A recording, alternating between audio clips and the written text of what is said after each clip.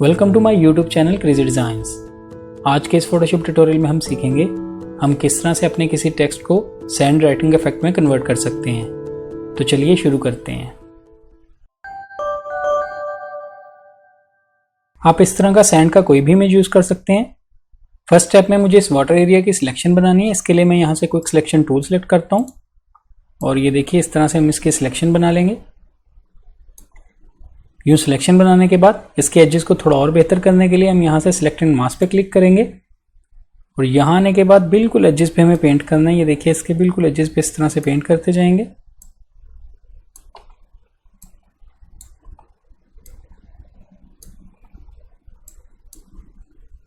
इस तरह से पेंट करने के बाद आप यहाँ से आउटपुट में सिलेक्शन रखिएगा और यहाँ से ओके कर दीजिएगा। ये देखिए सिलेक्शन बन चुकी है। अब हम इस सिलेक्शन को सेव करेंगे। इसके लिए आप यहाँ से जाएंगे सिलेक्ट में और यूज़ करेंगे सेव सिलेक्शन। यहाँ आने के बाद अब इसका कोई भी नाम दे सकते हैं। मैं यहाँ पे वाटर टाइप कर देता हूँ और इसके बाद आप यहाँ से ओके कर दीजिएगा। हमारी सिलेक्शन सेव हो चुकी है। कंट्रोल डी प्रेस करेंगे, इसको डीसिलेक्ट करेंगे। नेक्स्ट स्टेप में हम इसमें टेक्स्ट ऐड करेंगे। इसके लिए आप अपने कीबोर्ड से टी प्रेस कीजिएगा, टाइप टूल सेलेक्ट कर लीजिएगा। यहाँ से आप इसका जो भी फॉन्ट चेंज करना चाहते हैं आप रख सकते हैं। इसका साइज फिलहाल यहाँ पे मैं 400 टाइप करता हूँ। बाद में हम इसको कम या ज़्यादा भी कर सकते हैं। और कलर पिकर पे क्लिक करने के बाद मुझे ब्लैक चूज़ करना है और इसके बाद आप यहाँ से ओके कर दीजिएगा। अब कहीं भी क्लिक करने के बाद आप जो भी टाइप करना चाहते हैं आप कर लीजिए। इस तरह से टाइप करने के बाद हम यहाँ से ओके कर देंगे। अब हम यहाँ से करैक्टर पैनल को ओपन कर लेते हैं। यहाँ से मैं इसके कैप्स लॉक को ऑन करूँगा।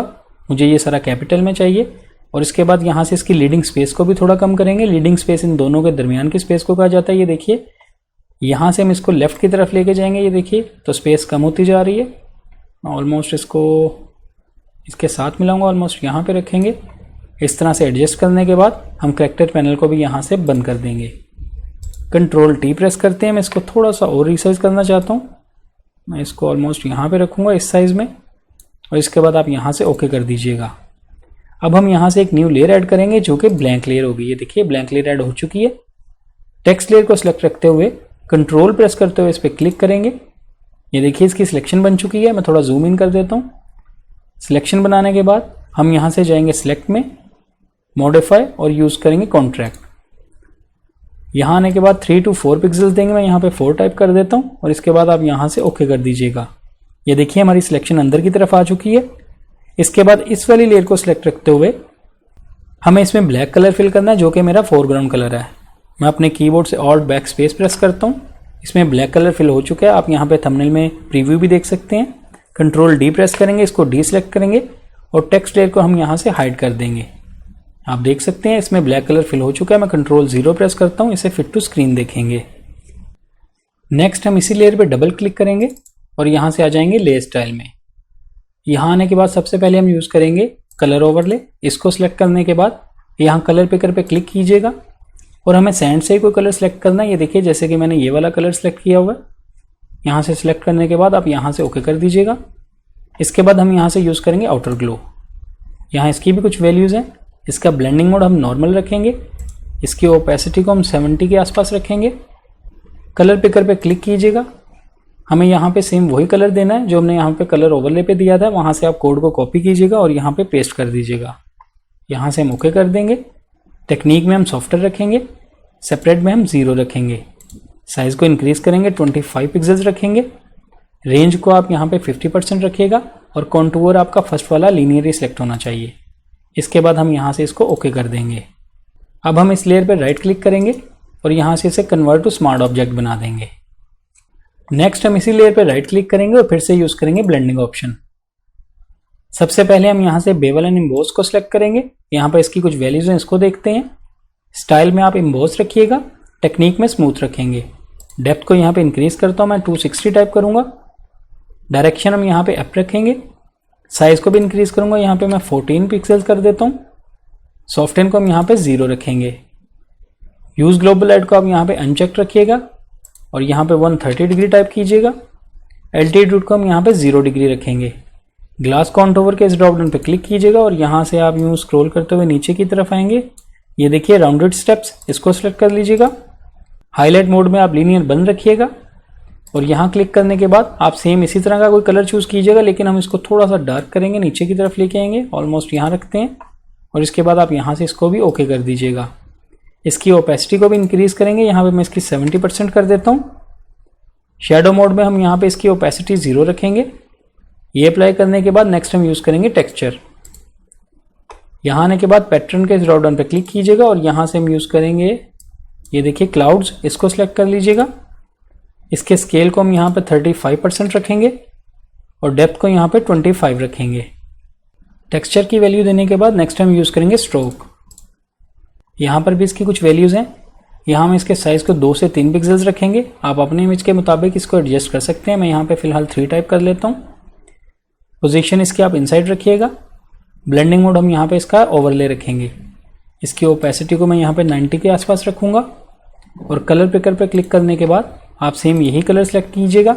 यहाँ से इसको मैं डार्क करूँगा थोड़ा सा, ऑलमोस्ट इतना कीजिएगा और इसके बाद हम यहाँ से इसको भी ओके कर देंगे।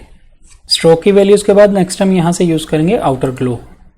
यहाँ इसकी भी कुछ वैल्यूज़ हैं, इसको देखते हैं। यहाँ पे हम इसका ब्लेंडिंग मोड चेंज करेंगे और यूज़ करेंगे कलर बर्न। इसकी ओपेसिटी को इंक्रीज़ करेंगे, यहाँ पे मैं इसकी 32 के आसपास रखता हूँ। नॉइज़ हम यहाँ पे 0 रखेंगे। कलर पिकर पे आप क्लिक कीजिएगा, यहाँ से हम ब्लैक कलर चूज़ करेंगे और इसके बाद आप यहाँ से ओके कर दीजिएगा। टेक्निक में हम यहाँ पे सॉफ्टवेयर रखेंगे, सेपरेट भी इसका 0 रखेंगे और साइज़ भी यहाँ पे 0 रखेंगे। कॉन्टूर फर्स्ट वाला लीनियर सेलेक्ट होना चाहिए और रेंज हम इसकी 50% ही रखेंगे। ये वैल्यूज़ देने के बाद हम यहाँ से ओके कर देंगे। नेक्स्ट हम इस टेक्स्ट को एडजस्ट करेंगे। इसके लिए आप अपने कीबोर्ड से Ctrl+T प्रेस कीजिएगा और इसको मैं थोड़ा सा रोटेट करता हूँ पहले। उसके बाद राइट क्लिक करने के बाद यहाँ से यूज़ करेंगे पर्सपेक्टिव और इस वाले कॉर्नर से ये देखिए मैं इसको ड्रैग करते हुए बाहर की तरफ लेके आऊँगा और यहाँ नीचे रखेंगे। आप अपनी मर्ज़ी के मुताबिक इसको एडजस्ट कर सकते हैं। इस तरह से करने के बाद मैं यहाँ से ओके कर दूँगा।